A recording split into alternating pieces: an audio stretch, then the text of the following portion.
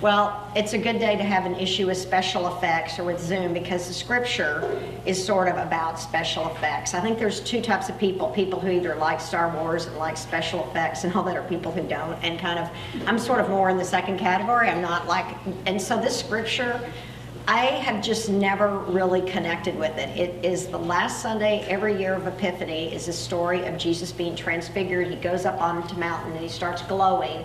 And I don't know if I just lack the visual imagination, but I just struggle to connect with it. And I think I put in the newsletter, remind me never to preach on this again, but every year it's right here. But it's also really about death. Jesus has just told the disciples in the 8th chapter of Luke that he is going to have to suffer and die and rise, and that whoever wants to lose their life, whoever wants to save it will have to lose it. So there's this emphasis on death, and then there's this kind of change and kind of a break from that.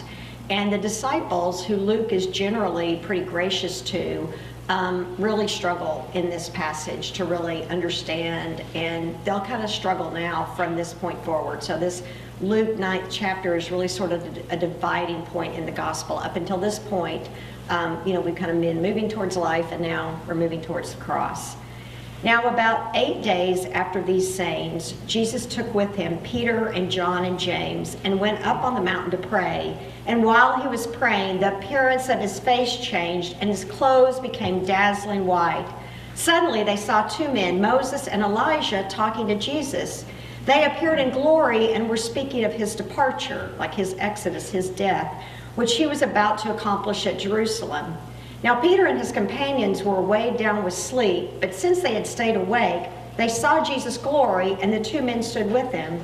Just as they were leaving him, Peter said to Jesus, "Master, it is good for us to be here. Let us make 3 dwellings, one for you, one for Moses, and one for Elijah," not knowing what he had said. While Jesus was saying this, a cloud came and overshadowed them, and they were terrified as they entered the cloud. Then from the cloud came a voice that said, "This is my son, my chosen. Listen to him." We heard those same words, right, really at Jesus' baptism, "My son, my beloved." When the voice had spoken, Jesus was found alone, and they kept silent, and in those days told no one any of the things they had seen. And then now the lectionary passage this year kind of adds this part where they come down from the mountain.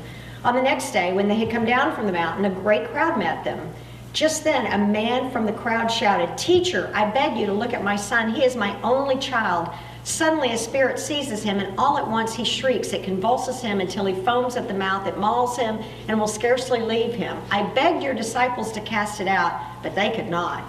Jesus answered, "You faithless and perverse generation, how much longer must I be with you and bear with you? Bring your son here." While he was coming, the demon dashed him to the ground in convulsions. But Jesus rebuked the unclean spirit, healed the boy, and gave him back to his father. And all were astounded at the greatness of God.